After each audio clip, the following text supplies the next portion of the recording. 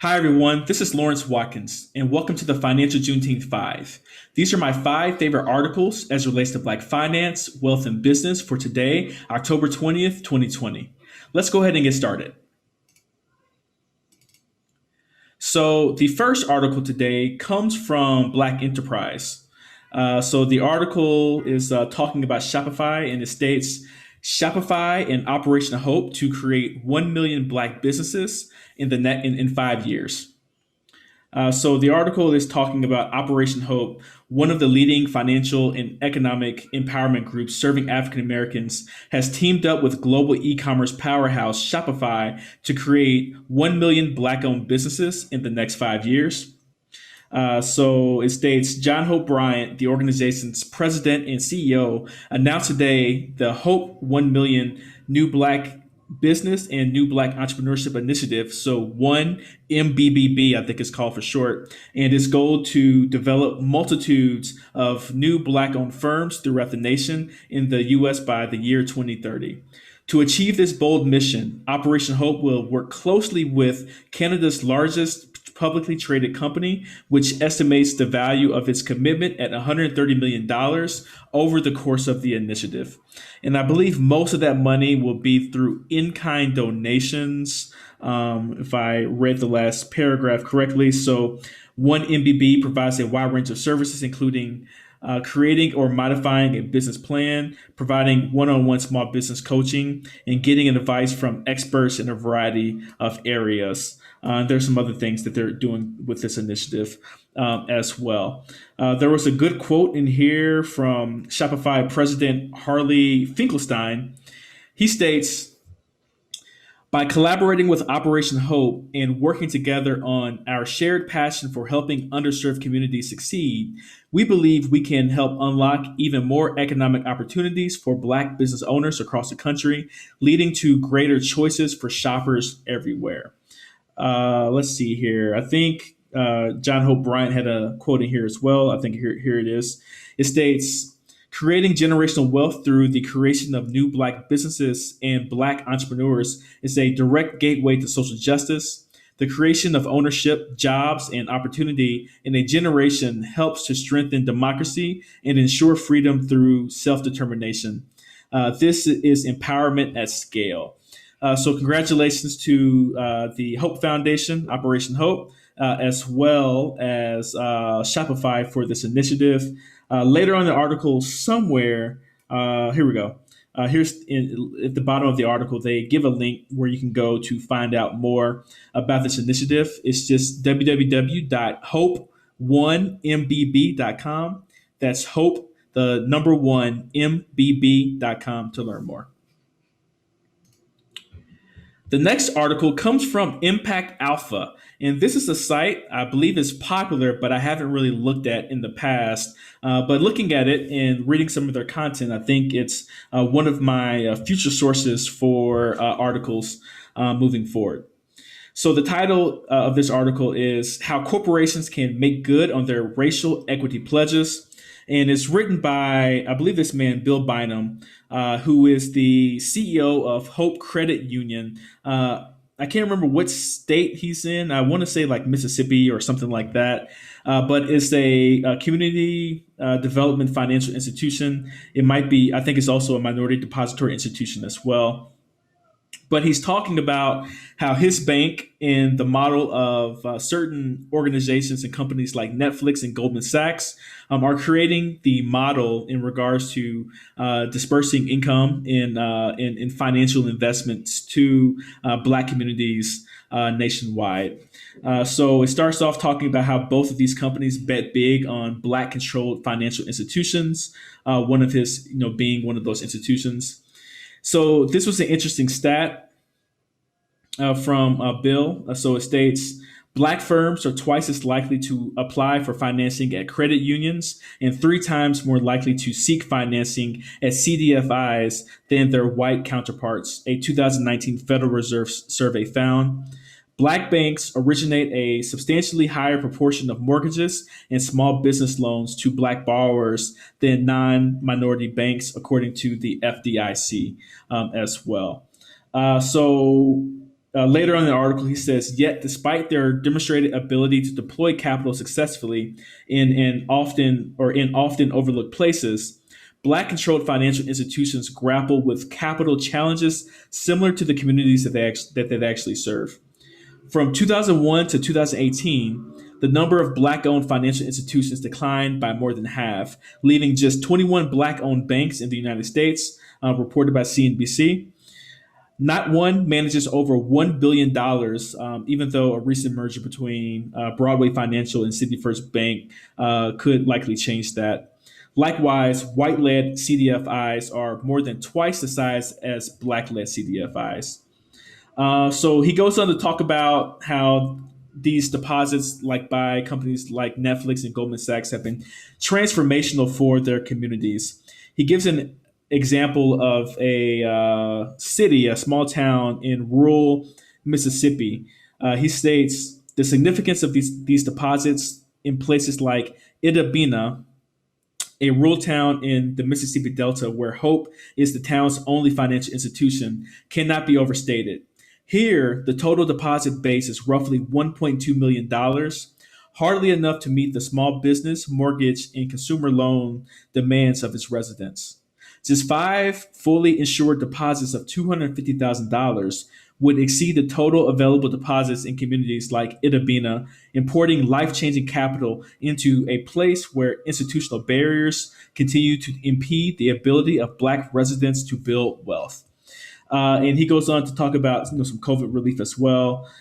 He given another stat: the Wall Street Bank. Let me see, what bank are these talking about? I think Goldman Sachs. There we go. So the Wall Street Bank extended a $85 million credit facility as well as grant funding to Hope, enabling Hope to make over 3,000 PPP loans totaling $85 million through April or from April through August. For context, during normal times, Hope makes roughly 50 business loans in the entire year. I think this is a good symbiotic relationship or a good relationship between some of the big banks that are on Wall Street and the CDFIs that are in existence.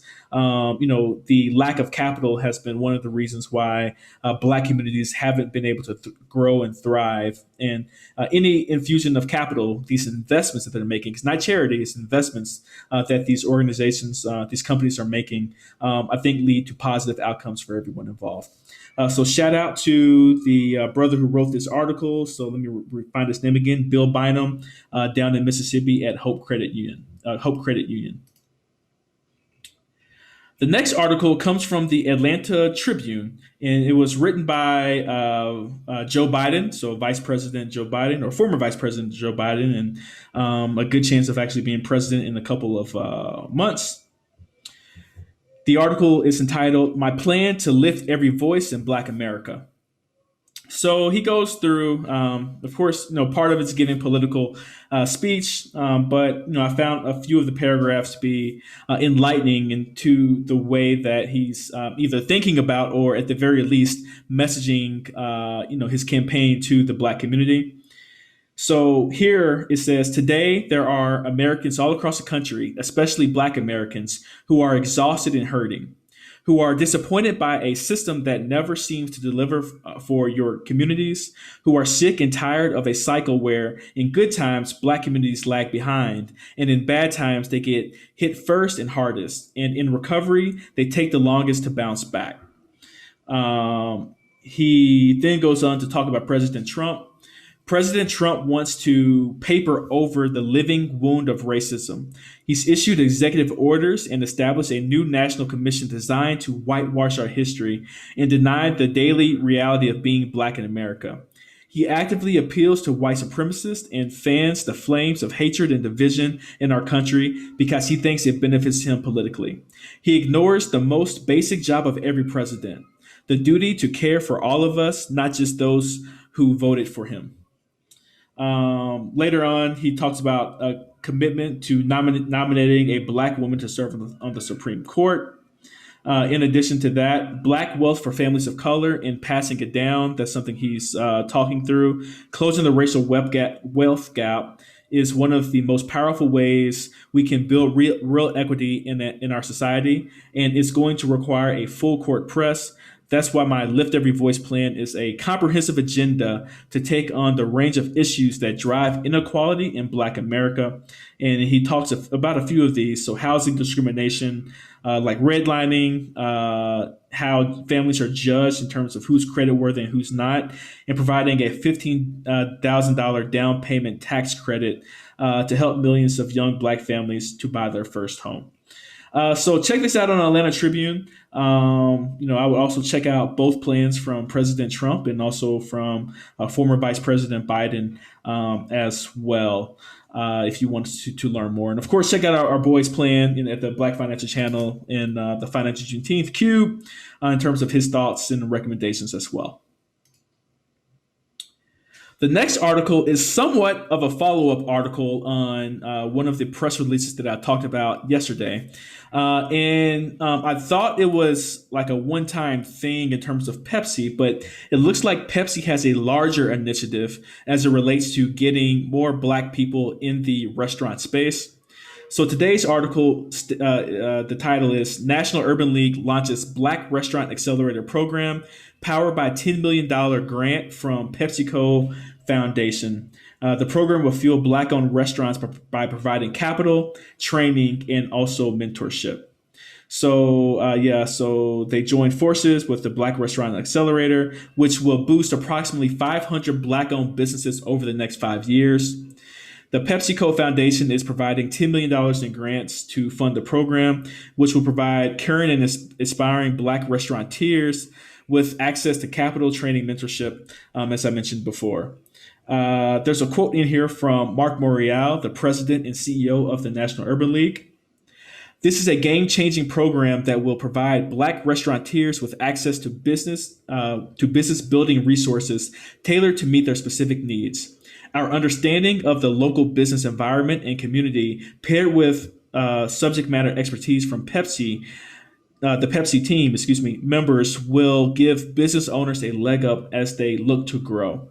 Restaurateurs interested in receiving updates can go here, and there's a link actually in the article if you would like to learn more. But Pepsi's doing a few other things. Like yesterday, I talked about the pathways to Black franchise ownership for those who may want to own a restaurant franchise. Black Restaurant Week. They set up an advisory council with different chefs and also Black entrepreneurs. These efforts are part of the $400 million commitment PepsiCo made over the next 5 years to advance racial equity within the company, industry, and communities it serves. So, there we go with Pepsi. The last article today comes from Bloomberg. And this is an op-ed from a person by the name of Marcus C. Mundy. I'm not exactly sure how to pronounce that, but Marcus Mundy out of Portland, Oregon. And it states, to lift up communities of color, fix public transit. A proposed payroll tax on the Portland ballot invests in Black and brown communities, but corporations like Nike that say they support racial equity oppose it. So oppose the initiative. I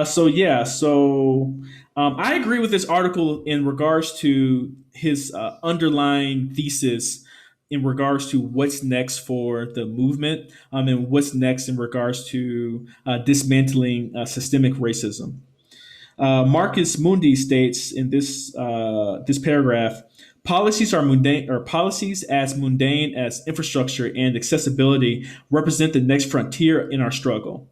The fight for fairness and equity lives in our tax, social, and urban policies, perhaps even more than in our words and rhetoric. While not glamorous, these policies offer communities of color the access to education and economic opportunity to lift themselves up, the benefits of which pave the path to higher economic status and build political power that is desperately lacking. So I think that's a good summary of his way of thinking, and one that I actually agree with. This measure, so now we're getting into the Get Moving 2020 campaign. This measure, Get Moving 2020, would fund a range of transportation improvements, including expanding and electrifying our bus network and light rail system and providing free transit passes to youth. It would also add sidewalks, crosswalks, street lights, and safe routes to school to ensure that our families can safely walk, bike, ride, and roll around our region. The investments made would address historic inequities in a way never seen before in our region. There's a stat here. So people of color are more likely to die from being killed by a car and more likely to be a transit dependent, even though they are also more likely to live far away from transit services. And you see this as gentrification happens. You'll notice in many major cities, gentrification is happening along transit routes as more people are moving back to the city. The richer you are, the more you have to pay to actually have an easier pathway to work, which has usually historically been in city centers. But he also talks about in this article that he's been getting opposition from companies like Nike, and I think the other one might have been TurboTax or something like that, or Intel. Excuse me, Intel was the other business that was proposing it. So he says, let's be clear. This kind of careful, intentional investment we need now to make this a more equitable region. The money has to come from somewhere, and in this case, it would come from a modest 0.75% payroll tax on businesses that have more than 25 employees. Unfortunately, this measure faces unexpected opposition, led by one of our own regional Fortune 500 companies, Nike. This is the same company that made a show of its stance against racism in recent ads that said, "Don't turn your back on racism," and feature Colin Kaepernick taking the knee. So Nike and other organizations aren't really in support of this measure because it increases, the amount of money they actually have to pay in taxes. And no matter how much Nike and others, talk about racial justice and racial inequities, and they would use it in marketing campaigns like with Colin Kaepernick. When it comes to hardcore numbers, that's something that you have to watch out for because at the end of the day, these are still businesses. Politicians are still politicians, and everyone is looking out for their interest when it's all said and done. But those are my 5 articles for today. Please, before you get out of here, make sure you like, share, subscribe to the Financial Juneteenth channel if you would like to receive more information like the information that I was sharing today. Also, let me know how I'm doing with the FJT5. Is this a segment that you would like for us to keep doing? And if not, let us know. If so, let us know as well. We'll be going for another 3 weeks. And if you all continue to like it, we'll push forward and make this a standard part of our rotation. So on behalf of the Financial Juneteenth channel, my name is Lawrence Watkins. Take care, be blessed, and have a wonderful day. All right, bye-bye.